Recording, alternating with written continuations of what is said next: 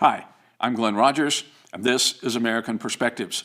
In this video today, we're going to be talking about the idea of a national concealed carry reciprocity agreement. Wow, that's a mouthful just to say that. What does that mean? Some people abbreviate it NCCR, National Concealed Carry Reciprocity. What is it and what does it mean? Probably the best way to explain it is to give you an example. Okay, now I live in Texas right now. Lived here years ago, then we moved to Iowa to teach. When we retired, we moved back down here to Texas. So we have a Texas driver's license. If I drive over into Louisiana or up into Oklahoma or go the other direction into New Mexico, those states acknowledge and recognize my Texas driver's license. There's a reciprocal agreement. They will allow people with a Texas driver's license to drive in their state, and Texas will allow people from those states to drive here without having to go and get a Texas driver's license. Works the same way with a marriage license, okay? You can be married in one state, drive to another state, and that state recognizes your marriage license and the fact that you're married. They don't make you get married in their state before they agree that you're married, okay? So those are reciprocity agreements. Driver's license, marriage license, all sorts of different things. One state recognizes the requirements and privileges of another state. We don't have that when it comes to Second Amendment rights. We don't have reciprocity agreements when it comes to the right to keep and bear arms. So what this means is if you have a permit or a license to carry in Texas, which means you can carry a concealed weapon, if you drive into another state, simply by driving across the state line, you can become a felon. If they don't have a reciprocity agreement with Texas that says if you can carry a concealed weapon in Texas, you can carry a concealed weapon here. So a lot of people, those who are advocates of the Second Amendment, are saying, well, we should have reciprocity agreements with all of the states so you can travel from state to state with your firearms, the same as you can travel from state to state and use the existing driver's license you have. And that's, for some people, a pretty good idea. Well, we're going to talk about that and see if that's really a good idea or not. But first, before we get too far into that, I want to ask you to help us out by subscribing to this channel. There's a little button down below that says subscribe. If you go and click on that, it's an automatic subscription to the channel. Now, you don't have to pay for it. You're not obligated in any way. It's not that sort of thing. It just tells YouTube that you like the content of our channel, and it allows our videos to move up through their algorithms so that more people can see them. And there's a little thumbs up button down there. If you click that, that would be helpful. You can share this video on other mediums, other platforms. You can send it to other people. You can leave comments. Any of that stuff would be really helpful. So think about doing that for us.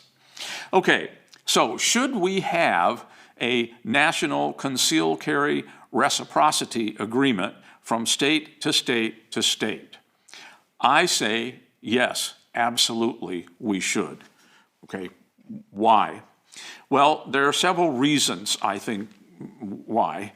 Number one is because all people have the God-given right to self-defense.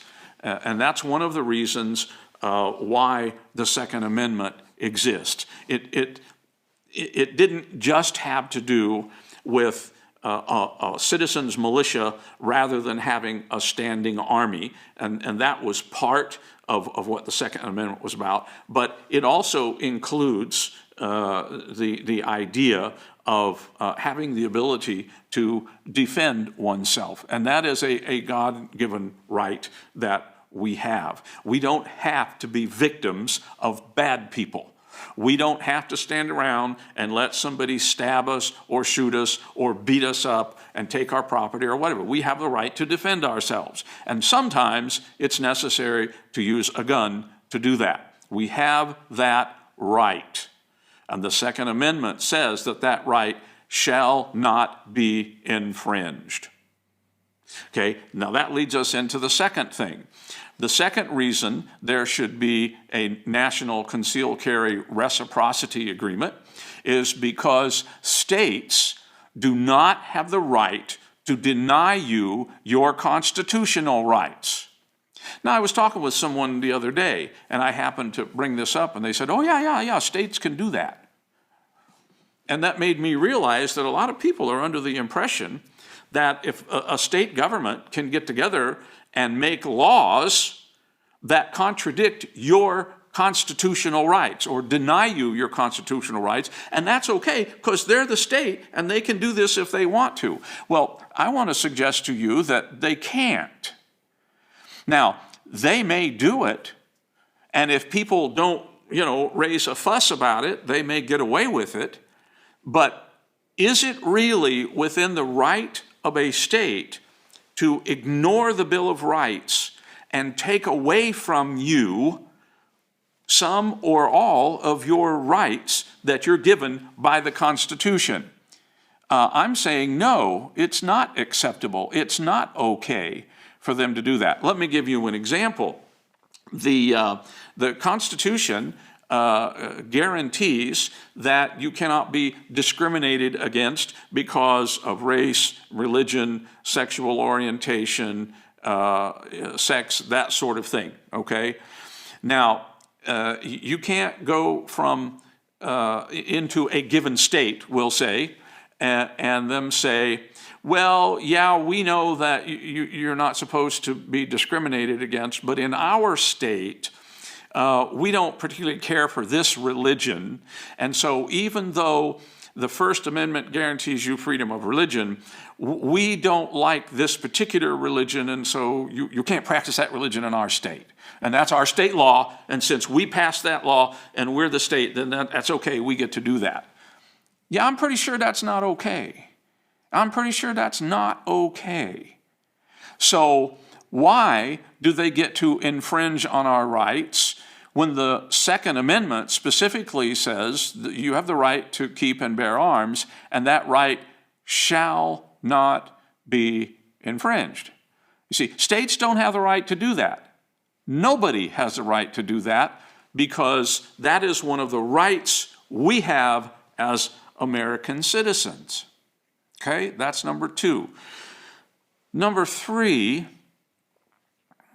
because current state laws in some states honor your right to carry and some states do not.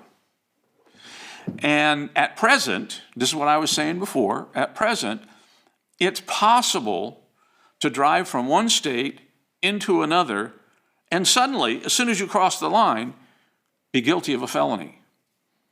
That doesn't make any sense. That just doesn't make any sense, especially if we're talking about something that is, in fact, a constitutional right. Number four, we need these kind of agreements because it is the government's main job to secure our rights. Now, this is what it says in the Declaration of Independence, okay? That it is the government's job to secure our rights. That's one of their main jobs. It's not the only job, but it's one of their main jobs. And right now, not only is the government of the United States not securing all of our rights, but they're actually allowing a number of them to be denied. And this is not only in the area of guns and gun ownership, but in freedom of religion, freedom of speech specifically, okay? And because of the challenges associated with the Second Amendment, and that some people just really, really don't like guns. They've never owned them. They're not used to them. They're afraid of them. They don't understand them. They just don't like them, and so they don't want anybody to have one. The Second Amendment is being infringed upon in major ways. The government right now is trying to enact legislation that is, in fact, an infringement on the Second Amendment.